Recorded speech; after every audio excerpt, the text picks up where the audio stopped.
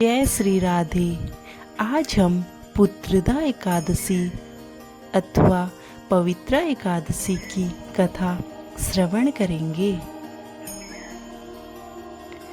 द्वापर युग के आरंभ में महिष्मती नाम की एक नगरी थी, जिसमें महिजीत नाम का राजा राज्य करता था। लेकिन पुत्रहीन होने के कारण राजा को राज्य सुखदायक नहीं लगता था। उसका मानना था कि जिसके संतान न हो उसके लिए यह लोक और परलोक दोनों ही दुखदायक होते हैं। पुत्र सुख की प्राप्ति के लिए राजा ने अनेक उपाय किए, परंतु राजा को पुत्र की प्राप्ति नहीं हुई। वृद्धावस्था आती देखकर राजा ने प्रजा के प्रतिनिधियों को बुलाया और कहा, हे प्रजाजनों, मेरे खजाने में अन्याय से उपार्जन किया हुआ धन नहीं है। न मैंने कभी देवताओं तथा ब्राह्मणों का धन छीना है। किसी दूसरे की धरोहर भी मैंने नहीं ली। प्रजा को पुत्र के समान पालता रहा। मैं अपराधियों को पुत्र तथा बांधवों की तरह दंड देता रहा। कभी किसी से घृणा नहीं की, सबको समान माना। सज्जनों की सदा पूजा करता हूँ। इस प्रकार धर्मयुक्त राज्य करते हुए भी मेरे पुत्र नहीं हैं, सो मैं अत्यंत दुख पा रहा हूँ। इसका क्या कारण है? राजा महिजीत की इस बात को विचारने के लिए मंत्री तथा प्रजा के प्रतिनिधि वन को गए। वहाँ बड़े बड़े ऋषि मुनियों के दर्शन किए। राजा की उत्तम कामना की पूर्ति के लिए किसी श्रेष्ठ तपस्वी मुनि को देखते फिरते रहे। एक आश्रम में उन्होंने एक अत्यंत वयोवृद्ध धर्म के ज्ञाता बड़े तपस्वी महात्मा में मन लगाए हुए निराहार, जितेंद्रिय, जितात्मा, जित क्रोध, सनातन धर्म के गूढ़ तत्वों को जानने वाले समस्त शास्त्रों के ज्ञाता महात्मा लोमस मुनि को देखा, जिनका कल्प के व्यतीत होने पर एक रोम गिरता था। सबने जाकर ऋषि को प्रणाम किया।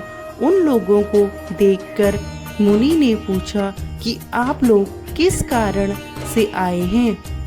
निसंदेह मैं आप लोगों का हित करूंगा।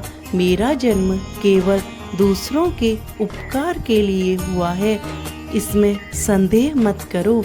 लोमस ऋषि के ऐसे वचन सुनकर सब लोग बोले, हे महर्षि, आप हमारी बात जानने में ब्रह्मा से भी अधिक समर्थ हैं, अतः आप हमारे इस संदेह को दूर कीजिए।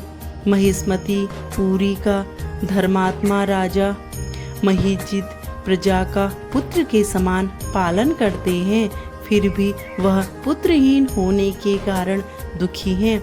उन लोगों ने आगे कहा कि हम लोग उनकी प्रजा हैं, अतः उनके दुख से हम भी दुखी हैं। आपके दर्शन से हमें पूर्ण विश्वास है कि हमारा संकट अवश्य दूर हो जाएगा, क्योंकि महान पुरुषों के दर्शन मात्र से अनेक कष्ट दूर हो जाते हैं। अब आप कृपा करके राजा के पुत्र होने का उपाय बतलाएं। यह वार्ता सुनकर ऋषि ने थोड़ी देर के लिए नेत्र बंद किए और राजा के पूर्व जन्म का वृतांत जानकर कहने लगे कि यह राजा पूर्व जन्म में एक निर्धन वैश्य था। निर्धन होने के कारण इसने कई बुरे कर्म किए। यह एक गांव से दूसरे गांव व्यापार करने जाया करता था। एक समय ज्येष्ठ मास के शुक्ल पक्ष की द्वादशी के दिन मध्याह्न के समय वह 2 दिन से भूखा प्यासा था, एक जलाशय पर जल पीने लगा। उसी स्थान पर एक तत्काल की ब्याही हुई प्यासी गौ जल पी रही थी।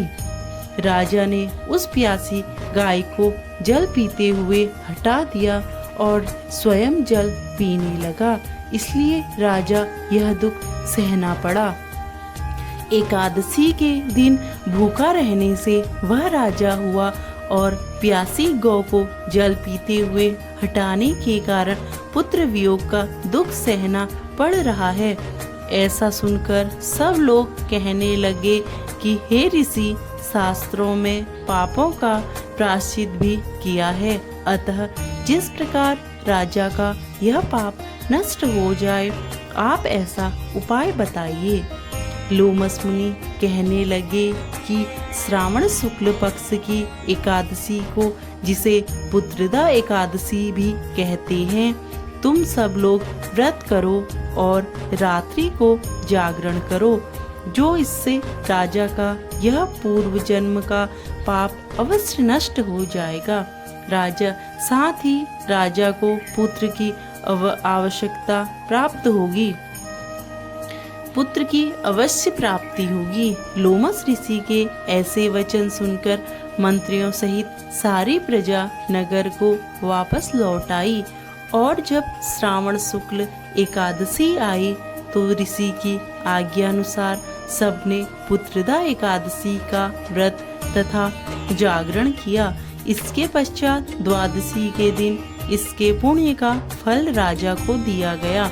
इस पुण्य के प्रभाव से रानी ने गर्भ धारण किया और प्रसव काल समाप्त होने पर उसके एक बड़ा तेजस्वी पुत्र उत्पन्न हुआ। इसलिए हे राजन, इस श्रावण शुक्ल एकादशी का नाम पुत्रदा एकादशी पड़ा।